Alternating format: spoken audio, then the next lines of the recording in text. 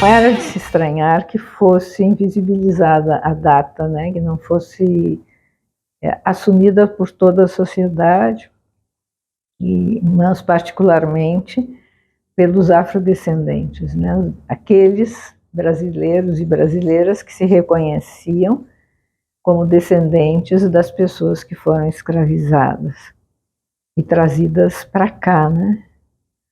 Não eram somente corpos humanos negros que vinham, mas vieram também histórias e culturas, né? Que fertilizaram a civilização brasileira. Olá, estamos em pleno Julho das Pretas, este movimento por igualdade racial, direitos das mulheres e políticas públicas inclusivas.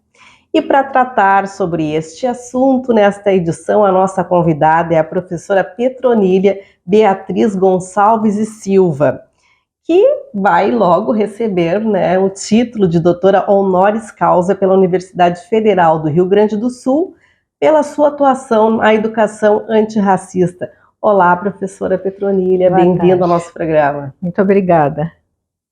Então, relembrando o motivo do Julho das Pretas, foi em 1992, em julho, quando as mulheres negras realizaram o Encontro das Mulheres Afro-Latino-Americanas e Caribenhas. A partir daí, a ONU instituiu, em 25 de julho, o Dia da Mulher Negra, Latino-Americana e Caribenha, e também foi instituído o Dia Nacional de Teresa de Benguela e da Mulher Negra, uma homenagem a líder que comandou a luta do quilombo Quari-Terê no século XVIII. Professora Petronília, essas datas elas são significativas para as mulheres negras e para a sociedade brasileira? Sem dúvida, né? Para as mulheres negras como afirmação, né?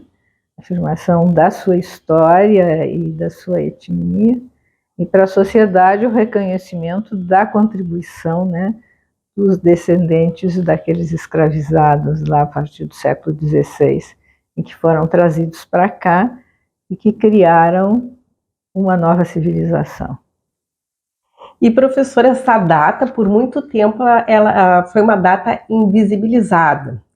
E conta para nós um pouco assim da luta do movimento, que a senhora faz parte de várias frentes de atuação, e aí gostaria que a senhora comentasse um pouco para nós a respeito disso.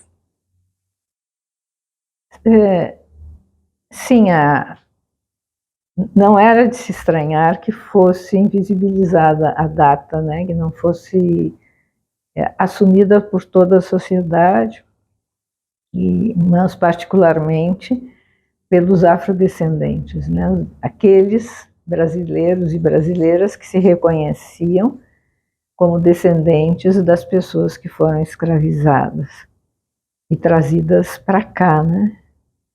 Não eram somente corpos humanos negros que vinham, mas vieram também histórias e culturas, né?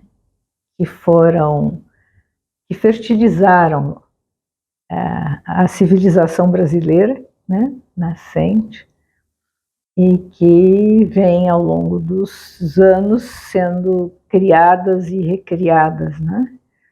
Muitas vezes e durante muito tempo não reconhecido. Às vezes até assimilado, mas não reconhecida a raiz africana, né? Felizmente, essa parte, esse tempo, que foram séculos, né? A partir do século XVI, XV, XVI, hoje reconhecido, nem sempre aceito por toda a sociedade, porque há grupos humanos, né, que consideram que seu grupo é o mais humano de todos.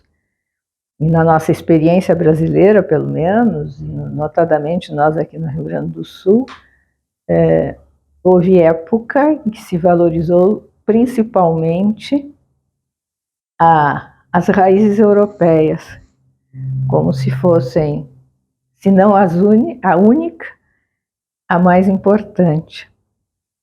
Felizmente, esse tempo acabou. Não para todas as pessoas, né? no que tange a construção da humanidade das pessoas, não há nenhuma mais importante, nem mais rica, nem mais bonita. Todas são valiosas, valiosas para a sociedade que vai sendo construída por essas pessoas, né?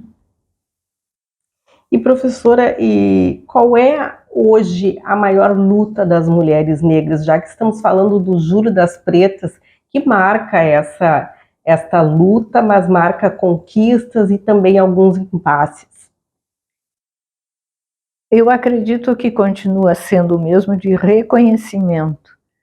Reconhecimento de jeitos de ser, de viver, de construir a vida, de construir a sociedade, e que tem raízes, tem fortes raízes que vêm de diferentes culturas, né? De diferentes culturas africanas, que vieram para cá, para o nosso país, né? Que vieram para o nosso país quando pessoas foram escravizadas em África, né? E trazidas como se não fossem seres humanos. Essa é uma passagem muito difícil da nossa história a ser assumida por todos, né? Mas nós só vamos ser realmente uma sociedade democrática quando tivermos clareza de por que as pessoas que não estavam aqui, que eram os povos indígenas, né, que vieram por vontade própria ou impelidas porque não tinham boas chances de vida lá onde viviam, ou que foram trazidas, infelizmente, não como seres humanos, não é, mas trazidas e tratadas como se fossem semoventes, e não como pessoas, né? A população negra hoje descende desses primeiros, né? E o fato de eles terem sido tratados não como seres humanos não apagou a sua humanidade. E aqui, então, nós fomos criando e recriando jeitos, modos de ser, de viver, de construir a sociedade, né? de propor uma nação baseadas naquela experiência dos nossos antepassados, cujas histórias mais dificilmente era reconhecida ou divulgada, né? Mas nos últimos anos isso vem modificando. E nos últimos anos também aconteceram alguns avanços, assim, e na sua concepção, professora, que avanços que as mulheres negras tiveram? As mulheres negras sempre tiveram muita liderança. Vamos pensar em Teresa de Benguela, né? Que a gente celebra, cuja vida e história se celebra nesse momento. Então, homens e mulheres negros escravizados, eles tiveram a capacidade de se recriar. Eles não deixaram de ser africanos, mas passaram a ser também brasileiros. E foram, então, construindo a sociedade formada pelos afro-brasileiros. Quer dizer, nós somos brasileiros, descendentes de africanos, e fazemos questão de reconhecer este pertencimento que foi sendo recriado num novo território e no contato com culturas de raízes diferentes, como as culturas indígenas, né? As culturas dos povos indígenas, ou seja, dos povos originários aqui deste país, e também de outros povos que para cá vieram, como os europeus, os asiáticos. E em relação à Lei 10.679, a senhora foi referência, é uma referência, né, na educação antirracista e foi relatora do parecer que estabelece essas diretrizes curriculares nacionais para a educação das relações étnico-raciais e para o ensino de história e cultura afro-brasileira e africana. Professora, e essa lei ela já tem aí 21 anos. Qual foi a dificuldade para a implementação? Como que a senhora avalia a Lei 10.639 atualmente? O que é 21 anos? Perto de séculos. Quer dizer, a nação começou a se organizar como tal lá no século XVI. Então, vejam bem quantos séculos nós temos, né? Quantos anos nós temos até chegar na lei. E as experiências das pessoas negras e das pessoas não negras, mas sensíveis à construção de uma sociedade em que todos sejam reconhecidos na sua humanidade, e para tanto é importante reconhecer a história dos diferentes povos, né? Valorizar a cultura dos diferentes povos, e há que sublinhar a importância das professoras, notadamente das professoras negras. Digo professoras porque durante muito tempo a escolarização da maior parte da população ficava no primário, né? Então eram as professoras negras e algumas professoras não negras, mas aliadas, né? Aliadas na construção de uma sociedade antirracista e de uma sociedade em que todos os povos que colaboraram e vêm colaborando para a construção desta sociedade fossem igualmente valorizados. A gente sabe que em muitos casos ainda não são, né? Tem pessoas que são racistas, e eu diria que gostam de ser racistas, porque veem que esta é uma forma de valorizar o seu pertencimento. No entanto, o fato de alguém desvalorizar o pertencimento étnico-racial de um grupo não valoriza mais o seu, ao contrário, mostra que o seu grupo é insensível, é incapaz de conviver com diferentes modos de ser uma pessoa. E ser uma pessoa, né, com toda a diversidade que cada um de nós traz para essa construção de ser uma pessoa. E como professora, a senhora na sala de aula implementar essa, porque todas as mulheres, a maioria das mulheres negras que são professoras, elas tentam implementar, né, ali a educação da história afro-brasileira nos currículos escolares, porque a gente não tem, por exemplo, eu quando estudei na escola lá, eu não tinha acesso a toda a história realmente do Brasil. E também não me enxergava nessa história, porque os líderes também não eram invisíveis. E a senhora conseguiu implementar na sala de aula, professora, como foi a sua trajetória? Eu não posso dizer que fosse altamente valorizado quando eu fiz o curso primário, mas eu nasci aqui em Porto Alegre, num bairro conhecido à época ainda como a colônia africana. Quer dizer, boa parte da população era formada por pessoas descendentes de antigos escravizados. Hoje é o bairro Rio Branco, né? Já não somos mais a maioria. Então esse é um ponto, acho que importante. Outro, a minha família também, os amigos da minha família e a forma como a minha mãe era professora também, acho que isso influenciou bastante, mas não unicamente, é porque no bairro onde, como eu disse, vieram antigos escravizados, né, para a colônia africana, e isso aconteceu em outras localidades também, quando os europeus, né, começaram a migrar para cá, eles procuravam, eram pessoas que haviam migrado procurando melhores condições de vida, portanto não eram pessoas ricas, né, ricas em dinheiro. Essas pessoas procuravam os bairros mais pobres, que é onde estavam justamente os afrodescendentes, né? Então, por exemplo, os judeus, quando começam a vir com as guerras, né? A minha mãe era estudante da escola normal, né? E tinha algumas pessoas que vinham, pessoas judias, e a minha mãe dava aula de português, porque eles não sabiam falar português, ou falavam português com uma certa dificuldade, mistura de espanhol.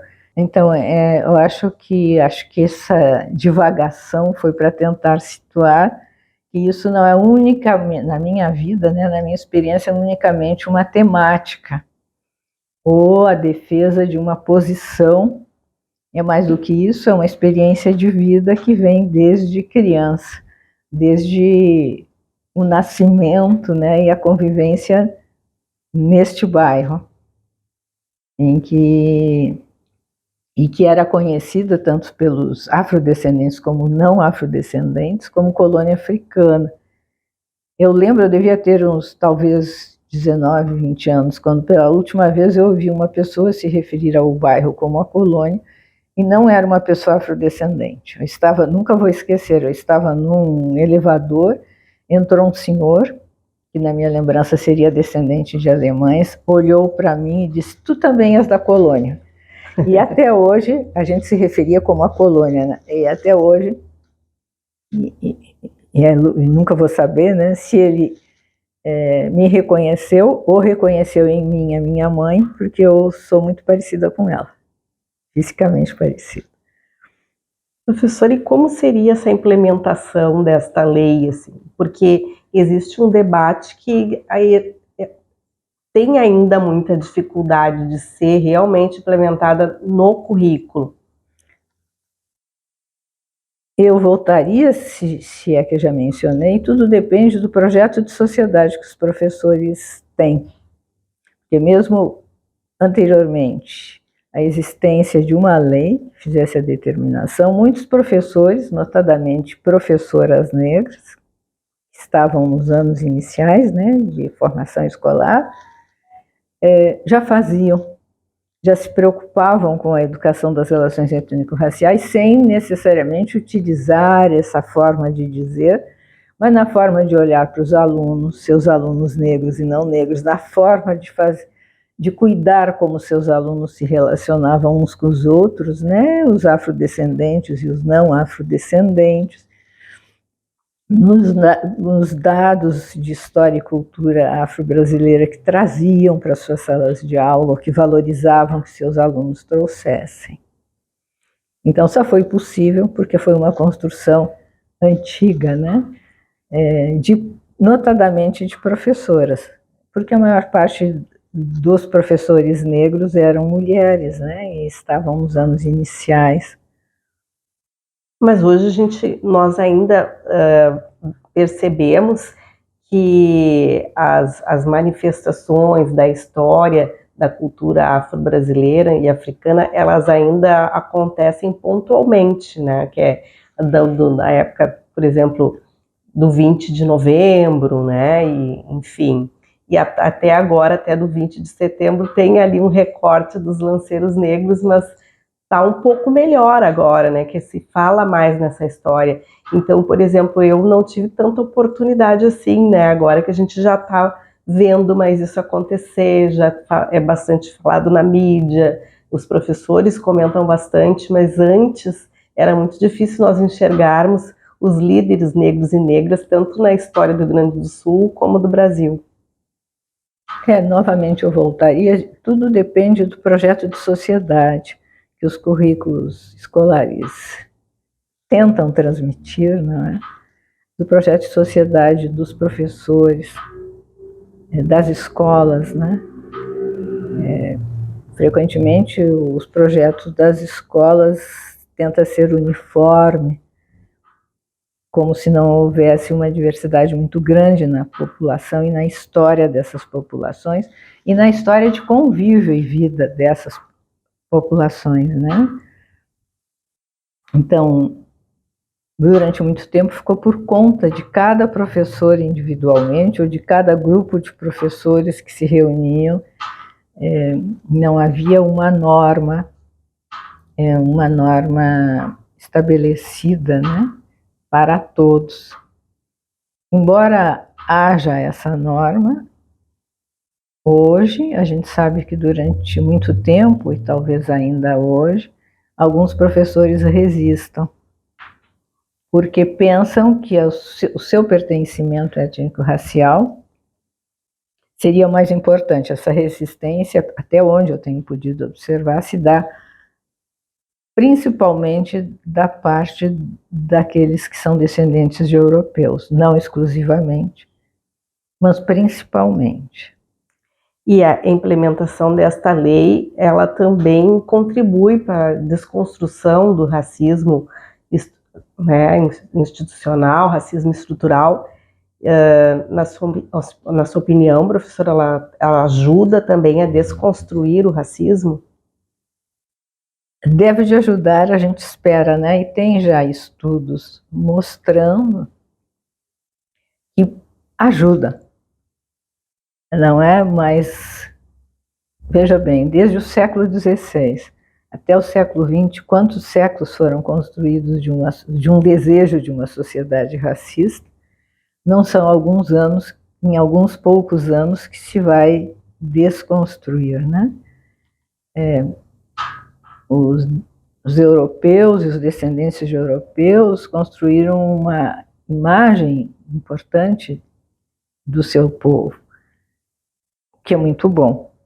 Mas todos os outros povos, os afrodescendentes, os indígenas, os descendentes de asiáticos, também têm construções positivas e contribuições para a humanidade. E é importante que todos nós saibamos valorizar as diferentes contribuições e não valorizar apenas a própria, como se fosse a única ou mais importante. Todas são igualmente importantes. E é isso que a educação das relações étnico-raciais tem de garantir, né? Mas eu sempre insisto, quantos séculos nós tivemos de tentativa de fazer prevalecer uma única, e é importante sublinhar que se fosse a única, com tantos, né, a partir do século XVI, são quantos séculos, já teriam feito desaparecer as outras. Então, o que mostra que todas têm a sua importância, o seu valor e a sua contribuição decisiva, né, para a sociedade brasileira. Mesmo quando não se reconhece, elas estão ali. E, professores, sobre a lei da política das cotas, qual é a sua avaliação, que já completou 12 anos a lei das cotas e teve esse processo de reformulação, um novo debate? Na sua avaliação, como está a lei das cotas raciais hoje no Brasil? Está dentro de um processo que eu diria esperado. Porque, veja bem, desde o século XVI se veio construindo uma sociedade racista. Não vai ser em alguns anos do nosso século que esta sociedade vai se reformular de forma que sejam reconhecidos os diferentes pertencimentos que constituem a população brasileira e as diferentes colaborações que esses pertencimentos trouxeram e continuam trazendo para a sociedade brasileira. Então, é um processo que não é tão rápido quanto a gente desejaria, né? mas que existe e que está presente. Talvez em alguns casos superficialmente, mas na maioria dos casos, né, os movimentos sociais, o movimento negro, notadamente, também o movimento indígena, né, vem contribuindo de maneira decisiva. E como a senhora vê a presença das negras e negros e do povo indígena nas universidades? Crescendo. E não crescendo não unicamente quanto à presença física, mas também quanto à presença da história e culturas desses povos fazendo parte dos currículos, das exposições, dos eventos, né? Então, toda esta combinação é importante. Nós somos uma sociedade diversa e essa diversidade hoje está nos diferentes níveis de formação de estudantes, com mais ou menos intensidade. Mas na medida em que os estudantes forem de diferentes pertencimentos, estiverem presentes nos diferentes níveis de ensino, só a sua presença vai enfatizar a necessidade, a importância do reconhecimento de que a população brasileira, a sociedade brasileira, os conhecimentos que aqui se constroem não vêm de uma única raiz e que nenhuma é mais importante do que a outra.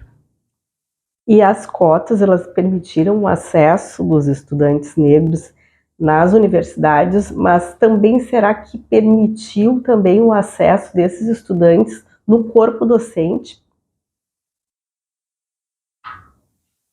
Eu acredito que sim, porque há algumas universidades, inclusive, que têm cotas nos concursos públicos, né? Então, a presença não é proporcional à Constituição, não é porque, por exemplo, no corpo docente das universidades ou do ensino superior, a população negra não é maioria, embora nós sejamos maioria na sociedade, né? Mas também não se desconstrói em alguns anos que foi construído durante 4 séculos, né?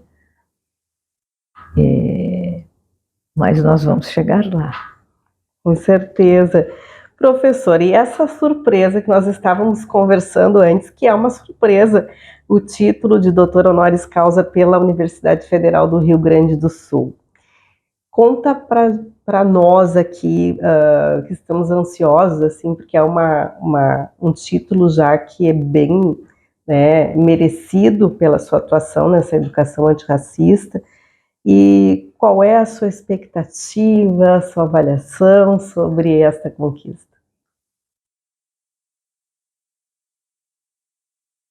Eu não diria que foi uma conquista, eu diria que é um reconhecimento, porque, digamos assim,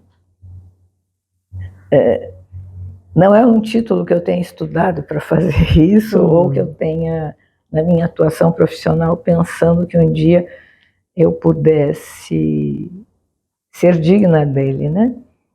E, inclusive, quando me comunicaram, eu disse, mas eu acho que não pode ser. E me disseram, por quê? Eu digo, porque eu realmente faço parte dessa universidade, né? Desde os 12 anos, desde que ingressei no curso ginasial, e ingressei no colégio de aplicação, né? Eu já disse que fui da primeira turma.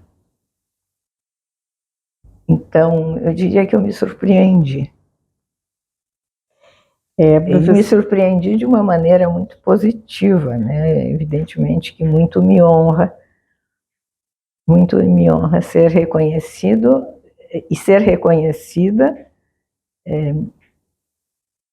por esta instituição que me formou do ginásio ao doutorado.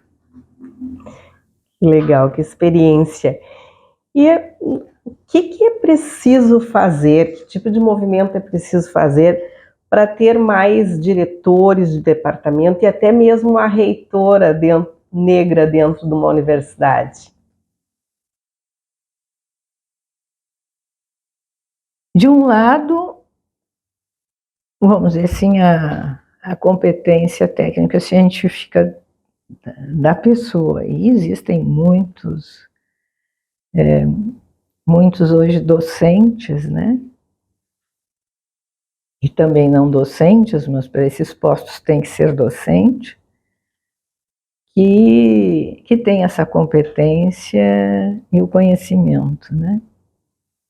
E a presença das pessoas negras, como das pessoas indígenas, como também se a gente pensar nas pessoas que são portadoras de alguma deficiência, é importante para a sociedade reconhecer e ter presente que existem diferentes maneiras de ser uma pessoa e que a humanidade ela não é uniforme e que não existe um único jeito de ser cidadã, de ser cidadão, de ser pessoa.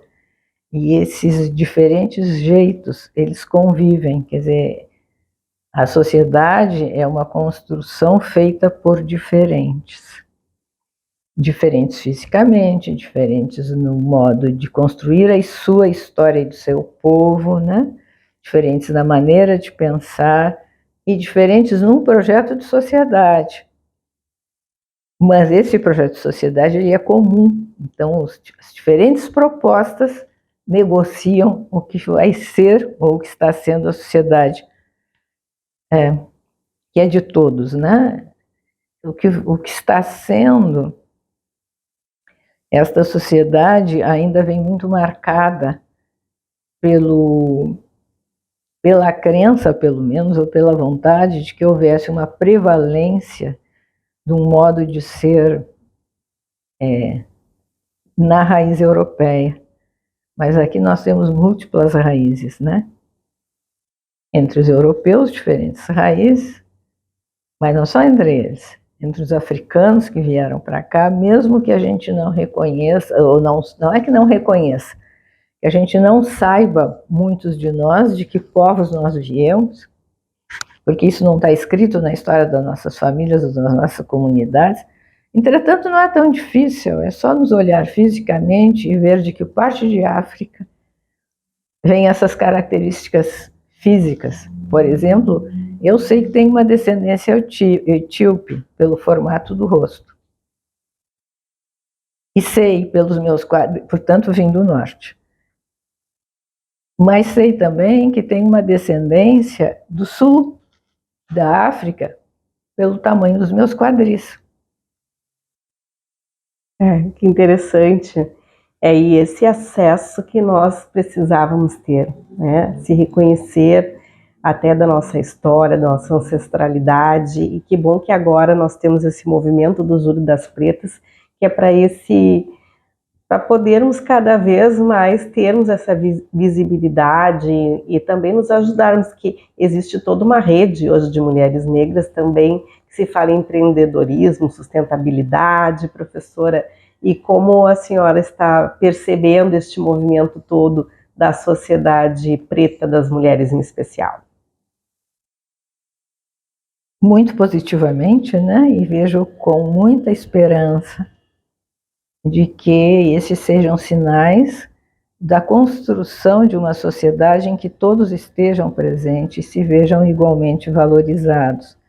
Não se trata de a população negra repetir o modelo de raiz europeia, mas de recriar o modelo de sociedade que temos sido capazes de construir na convivência com outros grupos étnico-raciais. Convivência que para os nossos povos não foi e nem sempre está sendo fácil. Se fosse fácil, nós seríamos a maioria em diferentes instâncias da sociedade. Por exemplo, nas universidades nós seríamos maioria, não por sermos superiores em alguma coisa, não, mas porque a maior parte da população brasileira se declara afrodescendente, né? As pessoas dizem que são afrodescendentes, ninguém diz que elas são afrodescendentes. Então, não sei se respondi ou divaguei. Sim, exatamente, professora, obrigada. Então, se a senhora quiser deixar a sua mensagem final aqui para esse Júri das Pretas, para o nosso programa, sinta-se à vontade.